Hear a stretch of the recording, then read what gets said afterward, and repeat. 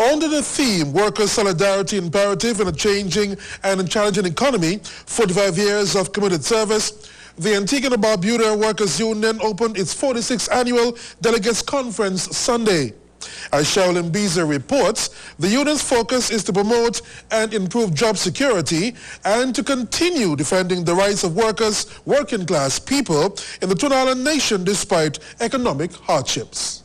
Speaking at the ABW 46th session, Minister of Finance and the Economy, the Honorable Harold Lovell, notes that the theme truly takes into account the realities of today's world.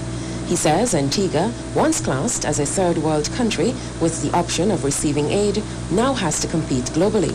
The nation, he adds, is the most tourism dependent in the Caribbean, perhaps the world, and is more expensive than other tourism destinations. I'm challenging the trade union movement. Take on board an issue such as this, because it brings into sharp relief the whole issue of global competitiveness. Because if we are not globally competitive, then the pot is going to get smaller and smaller and smaller, and it's going to place jobs at risk.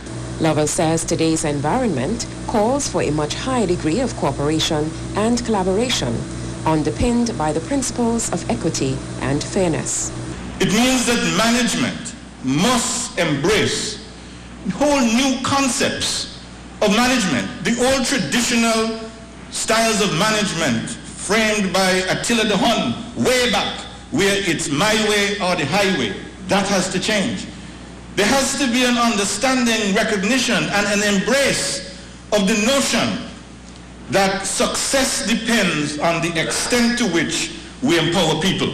Trade unions must also seek out a new paradigm, a new model, a new way of doing things. One that not only reinforces the rights of workers, but recognizes the importance of working in partnership with employers to ensure that as far as possible, businesses remain as going concerns. This, he says, means becoming more concerned with issues of competitiveness, productivity, and efficiency, which have been, by and large, considerations only for the employers.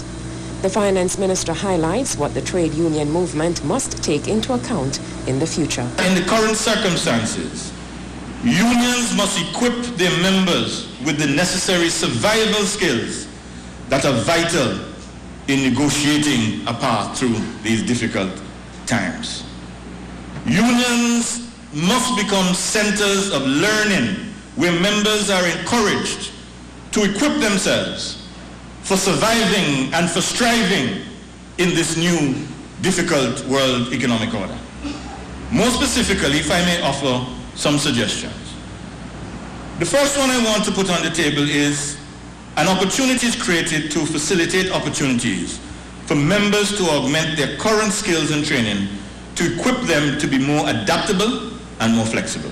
Other recommendations include facilitating and encouraging financial literacy amongst workers of how to invest wisely, save and budget, which can enhance their quality of life both in and out of employment. The finance minister also suggests imparting pension planning to ABWU members, as this is becoming an increasingly significant social issue. Sherilyn Beezer, ABS News.